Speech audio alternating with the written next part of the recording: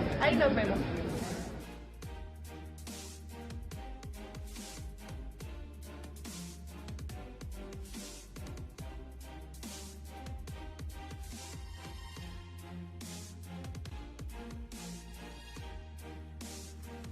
¿Qué tal? Muy buenas noches, querido público de Siempre Animal. Espero que se encuentren muy bien, espero que estén de maravilla, pues ya descansando inicio de fin de semana y vamos con todo. Vamos a hablar acerca de un tema muy importante, que es los mitos sobre la escasez de agua, que hoy vamos precisamente a explicar conceptos, ¿no? Conceptos que muchas veces están erróneos, ¿no? Acerca de estos temas. Para este tema tan importante nos va a acompañar José Joel Carrillo Rivera, es ingeniero geólogo por la Escuela Superior de Ingeniería y Arquitectura del Instituto Politécnico Nacional, maestro en Ciencias en Hidrogeología y doctor en Filosofía por la Universidad de Londres, Gran Bretaña. Es autor de libros como El recurso, Agua en México, un análisis geográfico, textos monográficos, Naturaleza, temas selectos de geografía, Instituto de Geografía UNAM. Y bueno, es responsable del proyecto Sistema de Información Hidrológica para el diseño de un programa de pago por servicios ambientales en un municipio con potencial para la instrumentación de un mercado de servicios hidrológicos en el Instituto Nacional de Ecología. Bienvenido, ingeniero geólogo Joel, ¿cómo está? ¿Cómo está? Buenas noches, Andrea, gracias por invitarme a conversar contigo y tu público. Gracias a todos. Muchísimas gracias, ingeniero Joel. Pues ya habíamos tenido anteriormente, mientras estábamos en radio, un tema tan interesante también que era la sobreexplotación de cuencas hídricas en México, y hoy va a ser un gusto poder platicar acerca de este tema que también es muy importante. Primero que nada, bueno, tenemos aquí unos datos. Se dice que cerca del 40% de la población mundial, es decir, 850 millones de personas han perdido su derecho al agua potable, y que la escasez de líquido es un problema real y pues es una cuestión que afecta a todos, un problema en el cual México no está exento. ¿Qué tan cierta es la escasez de agua en nuestro país y pues cuál es el origen de este conflicto? Bueno, en el inicio eso de que se está perdiendo los derechos del agua, creo que tiene que ver un poco con el derecho humano al agua, porque el derecho humano al agua implica dos conceptos que usualmente se olvidan, que están ligados, que es el derecho humano al agua y el saneamiento. Entonces, para que tú tengas, digamos, para que se aplique este término, tienes que tener que pagar por el agua que vas a usar.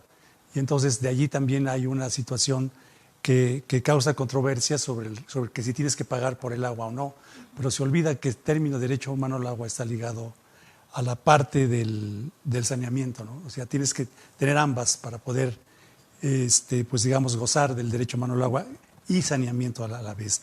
Sin embargo, hay otra cuestión que tiene que ver cuando me preguntas que en todo el mundo pasa esta circunstancia de que hay escasez. Pues mira, yo la primera vez que fui a Marruecos, por ejemplo, y he andado en 2 o 3 países en el norte de África, te das cuenta de que no existe tal situación de escasez. Yo pensaba que iba a llegar al hotel y iban a darme, pues no sé, todo agua con cuentagotas, pero no, la gente maneja el agua así, igual que tú pensarías aquí, a cubetadas para lavar el piso y cosas así, pero sobre todo tú puedes ir a digamos, en tu hotel, en cualquier lugar, y abrir la llave del grifo y tomar agua directamente de la llave. No tienes problema. Y lo mismo sucede, por ejemplo, en la calle. En la calle hay fuentes que dan agua, pero no nada más desde en estos últimos años, son desde el siglo XIII, XIV que ya estaban esas fuentes en la calle, ¿no?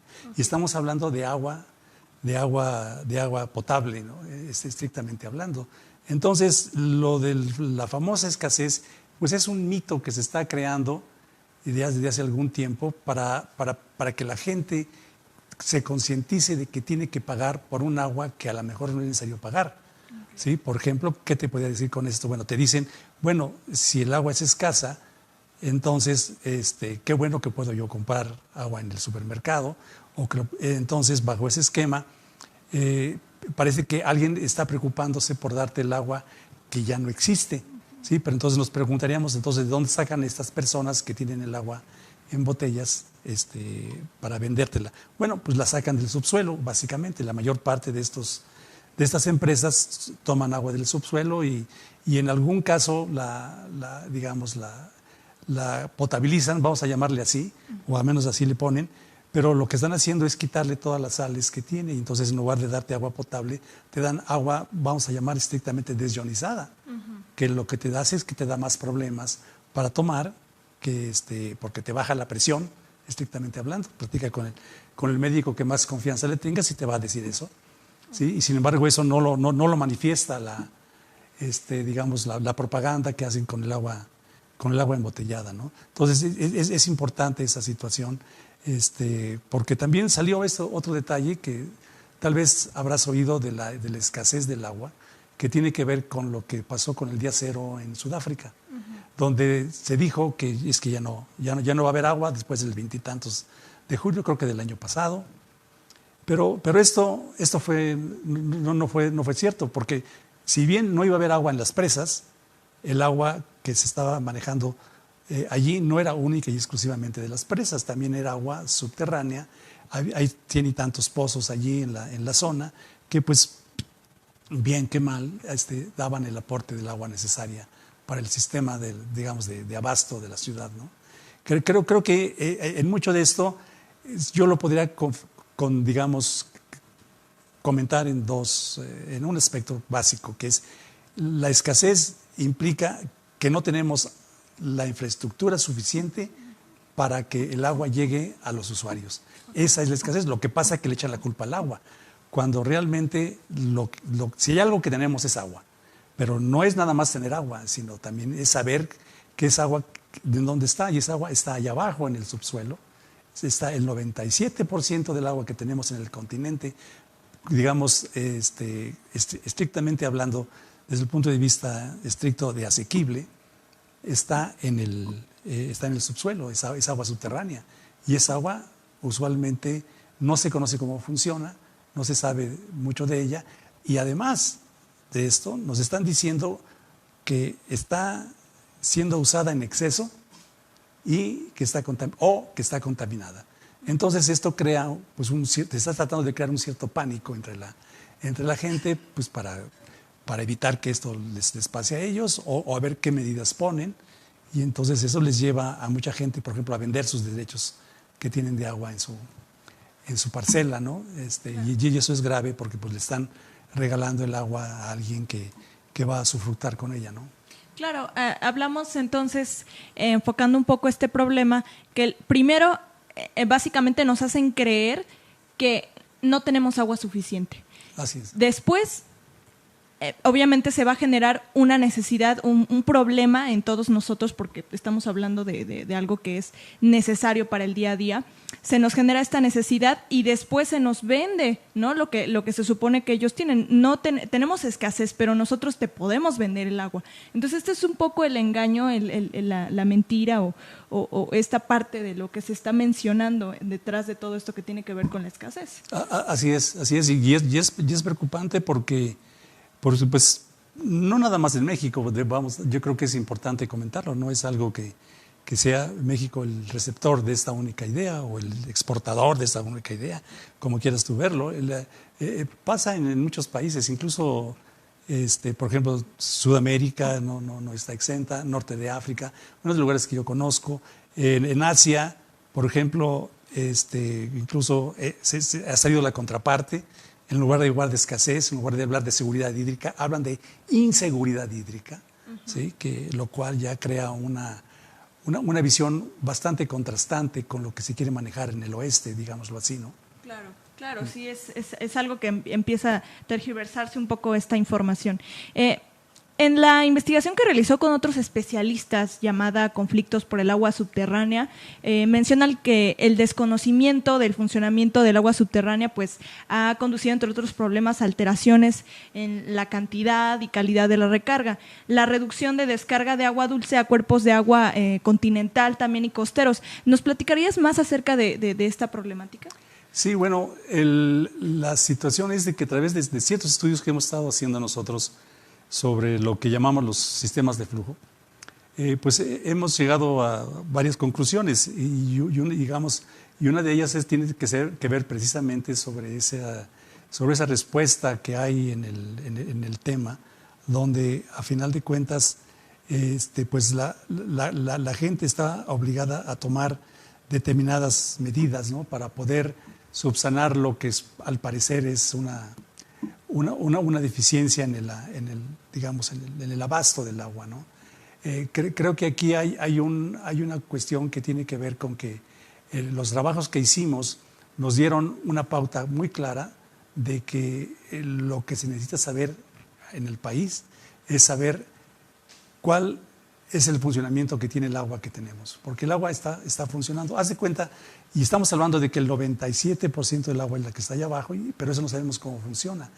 En cierta forma, pues se sabe un poco sobre el 3% que es el agua superficial, pero una de las situaciones que manejamos en el documento que tú comentas, bueno, pues es la necesidad de programas de monitoreo que no hay en el país. No existen, ni en esta ciudad, que es una de las más importantes del mundo, ya no hablemos de la República, sino del mundo. No hay infraestructura para poder medir, por ejemplo, la escorrentía que se genera en las zonas de las montañas y poder de allí hacer algunos cálculos y cosas así para poder establecer cuál es parte del funcionamiento.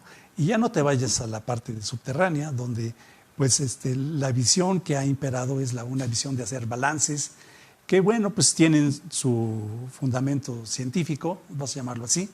Sin embargo, el problema está en que la mayor parte de las variables que se usan, que son la crítica que hay también en el mismo documento, bueno, pues nos están diciendo que esas variables, al no medirse, pues no podemos usarlas en forma satisfactoria y por lo tanto las decisiones que se toman con base en una serie de no mediciones, en una serie de falta de solidez en los datos que se están promocionando, como que ya no hay agua o que hay agua suficiente, ¿no? Uh-huh. Y lo cual, eso no tiene nada que ver con cómo funciona y cuál es la respuesta de esa extracción que tú estás haciendo o que buscas hacer en el futuro, para que de allí puedas tú tomar decisiones si sigue creciendo la ciudad o si siguen creciendo las necesidades o las permutamos a otra área geográfica, ¿no?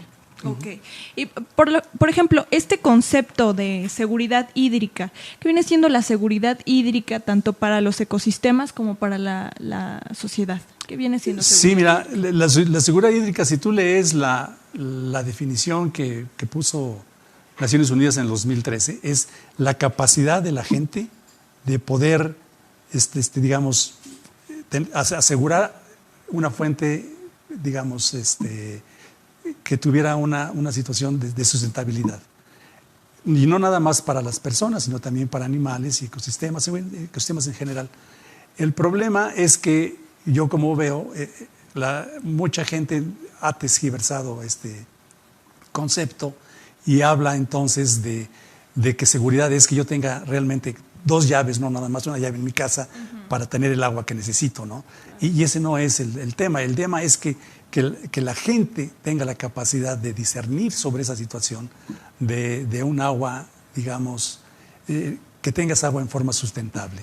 Y para eso, pues necesitas tener una campaña de informática, una campaña de educación, lo cual, pues en México estamos todavía esperando que esto nos acompañe en la vida cotidiana, ¿no? Claro, yo creo que estos temas de agua son muy poco tocados, ¿no? Hay muchas ferias de ciencias, hay muchos eventos de repente que nos hablan de problemáticas y todo eso, pero yo creo que hace falta algún evento especializado o a lo mejor más foros especializados de estos temas que realmente nos permitan entender mejor los conceptos, porque conceptos como seguridad hídrica, o por ejemplo como lo siguiente, ¿no? Precisamente ¿por qué serían mal empleados términos como recurso hídrico, por ejemplo, o huella hídrica? O sea, ¿poseen más que otra cosa una visión economicista? Bueno, qué bueno que tú lo dijiste.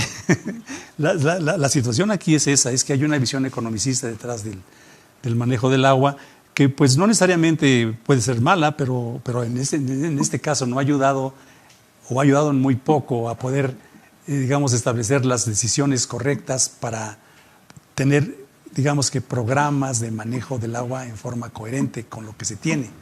físicamente en el campo, o sea, me refiero allá abajo, qué condiciones hay, cuánta agua está sacando, cuál es su funcionamiento, en dónde entra el agua, dónde sale, cuál es lo que llamamos nosotros, cuál es su firma, digamos, de origen, ¿sí? Su huella digital del agua. Este tipo de situaciones pues se tergiversan. Y se tergiversan porque, por ejemplo, la parte esta de términos como, por ejemplo, además el de recurso, bueno, pues el recurso se introdujo en la Constitución de Estados Unidos mexicanos, pues recientemente. Antes no estaba la palabra recurso, digamos, a principios de este siglo no estaba la palabra recurso, y ahora ya quedó bien asamblada dentro, y que cuando vemos cuál es la visión de la palabra recurso, no es la de tener un bien, porque tampoco es un bien, sino es más bien es una mercancía. Y en ese sentido también están pues inmersos otros conceptos que lo que buscan es que haya una bipolaridad entre lo positivo y lo negativo, pero que donde la gente no se dé cuenta de que está siendo, pues digamos, engañada. Por ejemplo, el término de sobreexplotación que siempre se maneja, simplemente jurídicamente no existe. Entonces, si tú lo sabes, bueno, pues puedes tomar ventaja de ello, y si no lo sabes, te pueden llevar al baile, como decimos, porque no te dan el permiso que tú necesitas, porque te dicen es que el agua está sobreexplotada. Y lo mismo pasa con muchos otros, digamos, esquemas donde incluso yo creo que es importante aquí establecer una situación interesante, porque si bien estamos nosotros, por ejemplo, proponiendo una serie de términos y de metodologías a manejar, como bien comentaste, con el grupo de colegas que hay allí en la UNAM, que han tenido, o que tengo yo más bien el beneplácito de que compartamos muchos intereses y muchos conocimientos.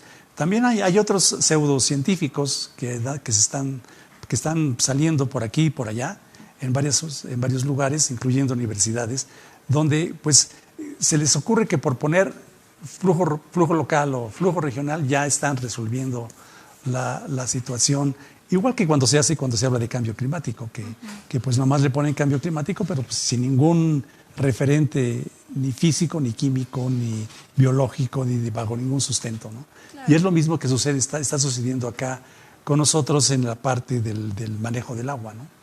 Claro, yo, por ejemplo, escucho mucho esta parte de huella hídrica. También habíamos comentado que es pues de alguna forma un término un tanto romántico, mal empleado. ¿Por qué huella hídrica, por ejemplo, sería un Porque se le ocurrió por allí a alguien decir, bueno, pues cuánta agua se necesita para tener una naranja, cuánta agua se necesita para tener 1 kilo de filetes, cuánta agua se necesita para tener, pues no sé, un auto,